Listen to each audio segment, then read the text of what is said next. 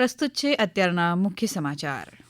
રાષ્ટ્રપતિ, પ્રધાનમંત્રી અને ગૃહમંત્રીએ ઈદ એ મિલાદ અને ઓણમ નિમિત્તે શુભેચ્છા પાઠવી. પ્રધાનમંત્રી નરેન્દ્ર મોદી 30 ઓગસ્ટે આકાશવાણી પર મન કી બાત કાર્યક્રમમાં દેશ વિદેશના લોકો સમક્ષ પોતાના વિચાર રજૂ કરશે.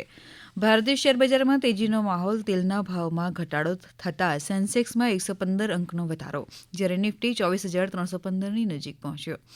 છેલ્લા 5 વર્ષમાં અન્ન સુરક્ષા યોજના હેઠળ રાજ્યમાં 25 લાખ પરિવારોના 1.14 કરોડથી વધુ લાભાર્થીઓને વિનામૂલ્યે અનાજ વિતરણ, 136 લાખ મેટ્રિક ટન ઘઉં, ચોખા તેમજ 3 લાખ મેટ્રિક ટન બરછટ અનાજનો લાભ અપાયો. રક્ષાબંધને મહાનગરપાલિકાની વિશેષ ભેટ. અમદાવાદ અને ભાવનગરમાં મહિલાઓ માટે મુસાફરી તદ્દન નિઃશુલ્ક. સુરતમાં આદિજાતિના ખેડૂતોને જમીન આપવાના મુદ્દા ઉપર મહત્વની બેઠક. દમણમાં ઓણમની પરંપરાગત રીતે ઉજવણી કરવામાં આવી. ભાવનગરમાં બ્રેક ફેલ થઈ જતા દિવાલ સાથે એસટી બસ અથડાતા 2 રાહદારીઓના કરુણ મોત. ભાવનગરમાં કથિત બનાવટી દારૂથી 9 લોકોના મોત સંદર્ભે રાષ્ટ્રીય માનવ અધિકાર પંચે ગુજરાતના મુખ્ય સચિવ અને પોલીસ મહાનિદેશકને નોટિસ પાઠવી 2 અઠવાડિયામાં વિગતવાર અહેવાલ માંગ્યો.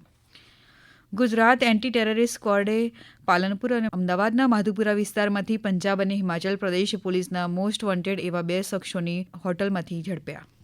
અરવલ્લી જિલ્લામાં ચાલુ વર્ષે 21 ઓગસ્ટ સુધી પોલીસે 4,278 પ્રોહિબિશન ગુના નોંધી 4,457 આરોપીઓની ધરપકડ કરી. 28 કરોડથી વધુનો વિદેશી દારૂ સહિતનો મુદ્દામાલ જપ્ત કરાયો.